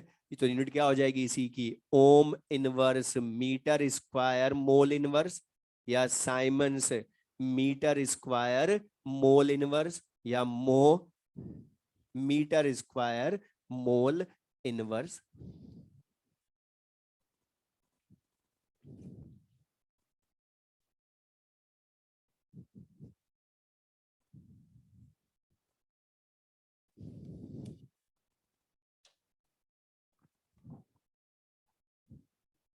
तो दाइए क्लियर सबको ये। तो मोलर कंडक्टिविटी हम बता सकते हैं यूनिट क्या होगी, बस यहाँ पर ध्यान रखना, क्वेश्चन में ज्यादा काम आएगा सेंटीमीटर वाले डाटा ही, लेकिन जब मीटर में दे रखे हो डाटा तो ध्यान रखना आंसर भी। और एक चीज ये ध्यान रखेंगे, पूरी फिजिकल केमिस्ट्री में बोल रहा हूं, कि जिस यूनिट में डाटा गिवन हो तो ये अंडरस्टूड होता है कि फाइनल आंसर भी सेम यूनिट में होगा। वो हमें बोलेगा नहीं क्वेश्चन में कि किस में लाना आंसर, अगर डाटा सेंटीमीटर में है तो फाइनल आंसर भी सेंटीमीटर में होगा, अगर मीटर में है तो मीटर में ही होगा फाइनल आंसर। इसलिए हमने दोनों तरह की यूनिट लिखी है हर बार। क्यों मैं लिख रहा हूं सुनना ध्यान से, बिकॉज मुझ यहां पर ये जो टर्म्स हम पढ़ रहे हैं इनके क्वेश्चन प्योरली फॉर्मूला बेस्ड होते हैं, बिल्कुल इजी से क्वेश्चन होंगे, लेकिन एक ही जगह है जहां मैं चेंज कर सकता हूं, वो है यूनिट, जो मैं बार बार बोल रहा हूं। इसलिए मैंने दोनों तरह की यूनिट लिख रहे हैं बार बार, हम सेंटीमीटर वाली भी लिख रहे हैं, मीटर वाली भी लिख रहे हैं, क्योंकि वही वही चेंज करवाएगा। मैं क्वेश्चन ही पूछ रहा हूं अब डायरेक्ट इसका, जो हमें आगे यूज भी करना है, बहुत अच्छा न्यूमेरिकल में थ्योरी में बता रहा हूं। तो मैं अगर सबसे पूछूं, मुझे ध्यान से दाना, अगर सपोज कापा की वैल्यू क्वेश्चन में, मतलब conductivity is in siemens metre inverse दे रखी हो, मतलब बता अब सेंटीमीटर में या मीटर इनवर्स में दी, साइमंस मीटर इनवर्स मतलब ohm inverse metre inverse, siemens metre inverse में हो तो पहले तो ध्यान से सुनना फिर बताना कि molar conductivity equals to kappa into 1000 by molarity. मैं डायरेक्ट यूज कर सकता हूं क्या ये फॉर्मूला, अगर कापा की वैल्यू साइमंस मीटर इनवर्स में हो तो मैं direct use kappa into 1000/m नहीं कर सकता हूं, क्यों नहीं कर सकता, वेरी गुड, क्योंकि हाँ बोलो, बिकॉज बता जो यहां पर ये कापा इंटू 1000/m है, बता इसमें जो ये v है ये किसमें है, सेंटीमीटर क्यूब में, लेकिन बता तुम्हें कापा आप किसमें दिया है, साइमंस मीटर इनवर्स में, और बता ये मीटर इनवर्स में है तो 1000/m को भी तो मीटर क्यूब में लेना पड़ेगा ना, क्योंकि बता मीटर इंटू मीटर क्यूब करूंगा तो ही तो मीटर में आंसर आएगा ना। यहां तो ये सेंटीमीटर में है तो सेंटीमीटर वाली वैल्यू से मल्टीप्लाई कर रहे हैं हम अभी तक, लेकिन मतलब ये ध्यान रखना, ये चीज तुम्हें चेक करनी है जो मैंने अभी लिख दिया डायरेक्ट खुद, कि kappa is in siemens metre inverse, तो चेक जरूर करना यूनिट क्या है डाटा की। तो बता अब इसको कैसे बदलूं, 1000/m, ये तो v सेंटीमीटर क्यूब में है ना, तो बता कैसे बदलोगे। ने पढ़ा ना अभी, ये कन्वर्जन क्यों लिखवाए, इसीलिए तो लिखवाए कि हमें काम में लेने आगे। तो बता यहाँ पर 1 मीटर क्यूब, बता 10⁻⁶ सेंटीमीटर क्यूब 1 मीटर क्यूब के इक्वल। अब ये ध्यान सुना, जिनको भी कंफ्यूजन है ये क्लियर रखना माइंड में, क्यों मैं अब बदलने वाला हूं, बिकॉज ये जो 1000/m ये वॉल्यूम है, लेकिन किसमें है, सेंटीमीटर क्यूब में। लेकिन मतलब जब कापा साइमंस मीटर इनवर्स में है, तो ये v भी मीटर क्यूब में होना चाहिए, क्योंकि सेम यूनिट में तो मल्टीप्लाई डिवाइड कर सकते हो। तो बता, हमने पढ़ा है 10⁻⁶ सेंटीमीटर क्यूब में 1 मीटर क्यूब होता है। तो बता 1 सेंटीमीटर क्यूब सोल्यूशन में कितने मीटर क्यूब होंगे, 1/10⁻⁶ होंगे ना। लेकिन मतलब हमें 1 सेंटीमीटर क्यूब में चाहिए या v सेंटीमीटर क्यूब में, इस 1000/m को मैं v बोल सकता हूं ना। तो बता इसमें v में कितने होंगे, तो बता इंटू v, मतलब v डिवाइडेड बाय 10⁻⁶। तो बता हमें अच्छा है, दे दे वो क्वेश्चन मीटर क्यूब में या मीटर इनवर्स में डाटा दे दे, तो बता याद यही फॉर्मूला रखेंगे। बस ये ध्यान रखना है, लास्ट में क्या करेंगे, 10⁻⁶ से डिवाइड कर देंगे, लिख लो। और 10⁻⁶ से डिवाइड करते ही अब बताओ ये वॉल्यूम किस में हो गया, सेंटीमीटर क्यूब या मीटर क्यूब। और एग्जैक्टली मुझे बताएं ये मीटर क्यूब है ओनली या मीटर क्यूब पर मोल है, मीटर क्यूब पर मोल है, तभी तो बता मीटर स्क्वायर आएगा ना ऊपर जाके, और मोल इनवर्स बचना चाहिए ना साथ में फिर।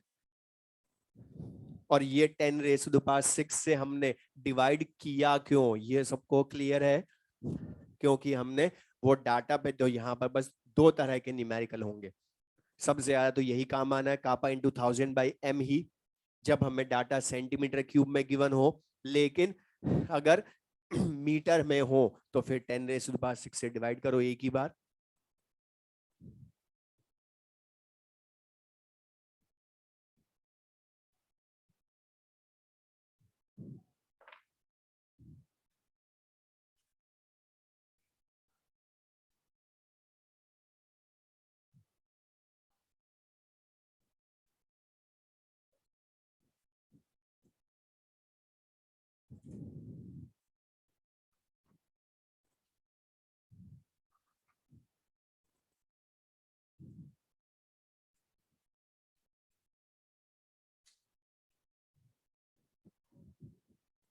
तो बताइए क्लियर सबको, तो बता मोलर कंडक्टिविटी जो होती है वो 1 mole electrolyte in given volume of solution की कंडक्टेंस को शो करती है ना।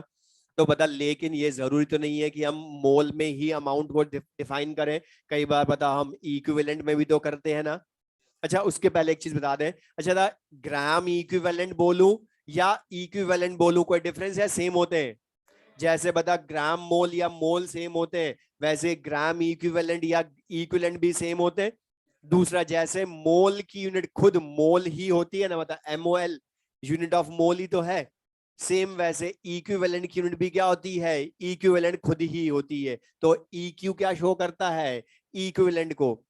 तो बता मोल 1 मोल की जगह 1 इक्विवेलेंट ले लें अगर हम, तो बता फिर उसको क्या बोलूंगा, मोलर कंडक्टिविटी या इक्विवेलेंट कंडक्टिविटी। तो लिख ले next, equivalent conductivity, equivalent conductivity. तो अब ये तुम ही बता दो और रिवाइज तुम्हारा ही होएगा, मतलब मेरा होएगा।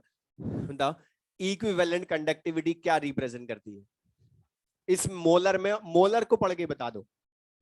मतलब वहां क्या बोला था, conductance of all the ions produced by 1 मोल, तो बता यहाँ 1 मोल या 1 इक्विवेलेंट है, होगा in given volume of solution he.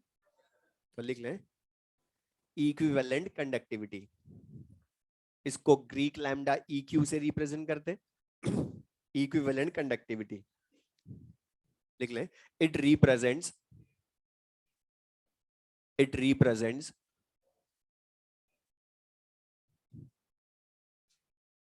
conductance of conductance of all the ions, conductance of all the ions,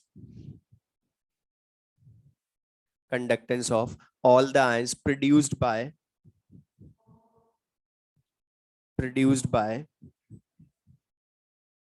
one equivalent, produced by one equivalent of an electrolyte, one equivalent of an electrolyte in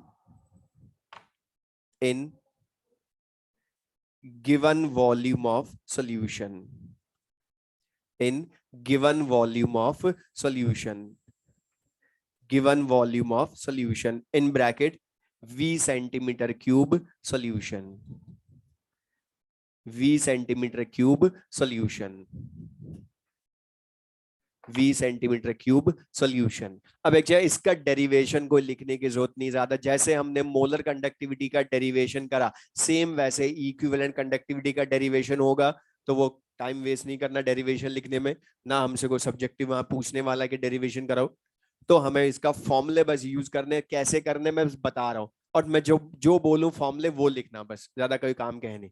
तो बता यहां पर difference molar conductivity में 1 mole electrolyte in given volume of solution था, जबकि यहां क्या 1 मोल या 1 इक्विवेलेंट, बाकी सब सेम है इन गिवन वॉल्यूम ऑफ सॉल्यूशन। तो अज्यूम कर रहा हूं मैं, सबसे पूछ रहा हूं, बता अगर अज्यूम करें हम 1 equivalent electrolyte is present in 1 centimetre cube solution, तो बता अब के इसको क्या बोलूंगा, कापा तो अभी भी बोलोगे होगी 1 सेंटीमीटर क्यूब, लेके मतलब 1 इक्विवेलेंट है इसलिए क्या बोलोगे इक्विवेलेंट कंडक्टिविटी।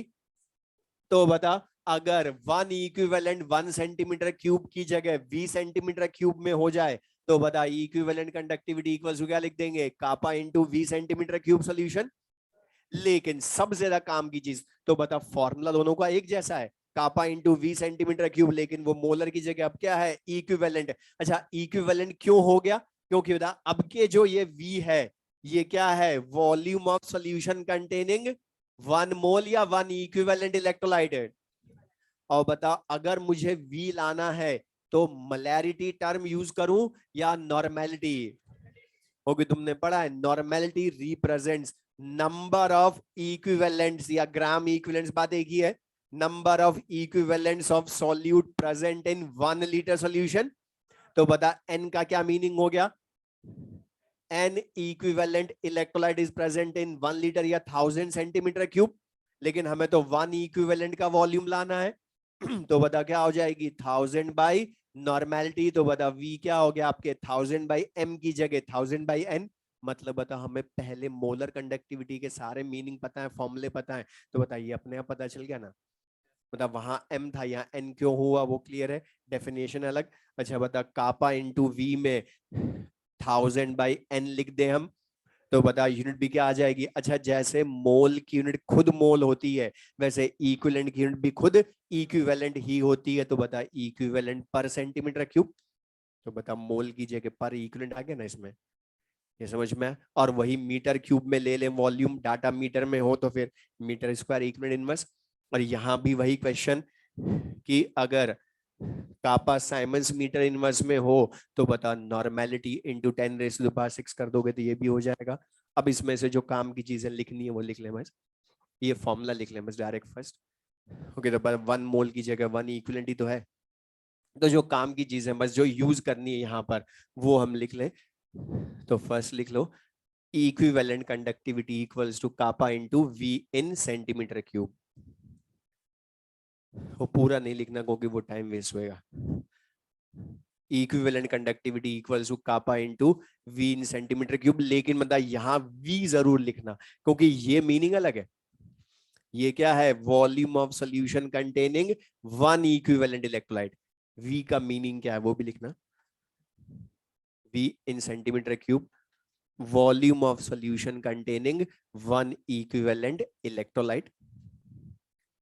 और इसी मतलब नॉर्मेलिटी को यूज करके V ला सकते हैं ना हम, लेकिन मतलब यहाँ V क्या हो गया आपके 1000 बाई m या 1000 बाई n, ये भी लिखना V का फॉर्मूला भी 1000 by n centimetre cube V 1000/n centimetre cube, और ये फॉर्मूला सेकंड वाला यूनिट के साथ, equivalent conductivity kappa into 1000/n, और यूनिट ऑफ इक्विवेलेंट कंडक्टिविटी, और ये भी लिख लेना kappa is in siemens metre inverse, तो देन इक्विवेलेंट कंडक्टिविटी किस में होगी?